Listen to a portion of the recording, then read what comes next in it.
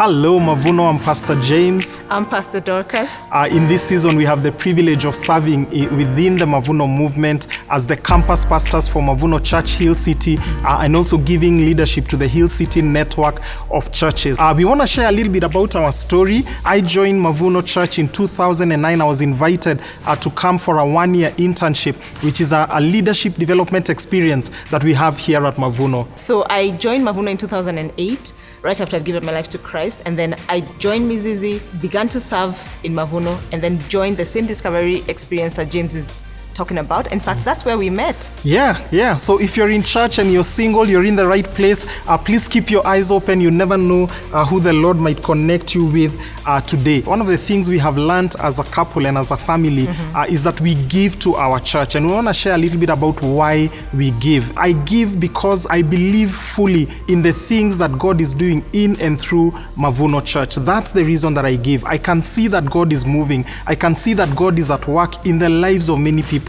And I desire to partner with him because I see that invitation that he invites me to invest in the things that he's doing. Yeah. The reason I give to Mavuno is because when I joined Mavuno as a new believer, I had visited many other churches and I had not found a place where I felt accepted and settled. And so when I came to Mavuno and I found I had an opportunity to settle and to grow, I felt a strong desire to allow other people to experience that. So I give to Mavuno for the ministry work to continue. One of the lessons we've learned is to invest even sacrificially and to engage in sacrificial giving. When I did the internship, I was so compelled by the vision and the mission of Mavuno. In my second year serving in church as a pastor in training, I remember committing about over 30% of my salary. It wasn't a big amount. We didn't have an official capital campaign yet, but I had had the vision that Pastor M had shared for the church. I had had, the dream of owning land. And at that point, we were praying to own the land at Bellevue, but we ended up here at Hill City.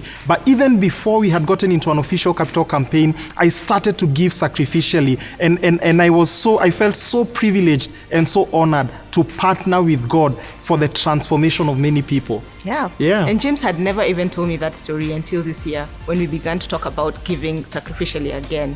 In 2012, the official Count Me In campaign began to move from South Sea to Athi River. And I remember we did not have finances to give at that point. We had just gotten married.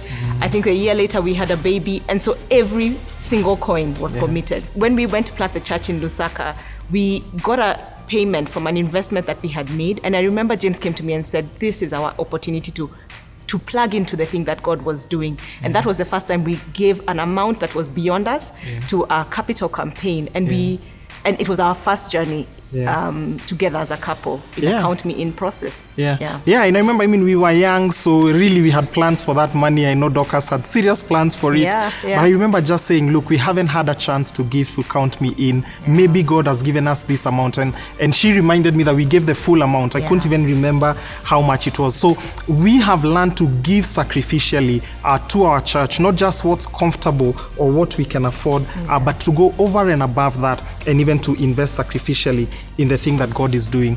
So this is our invitation to you. For some of you, you have already pledged to the Free the Future campaign that our senior pastor invited us to at the end of 2021.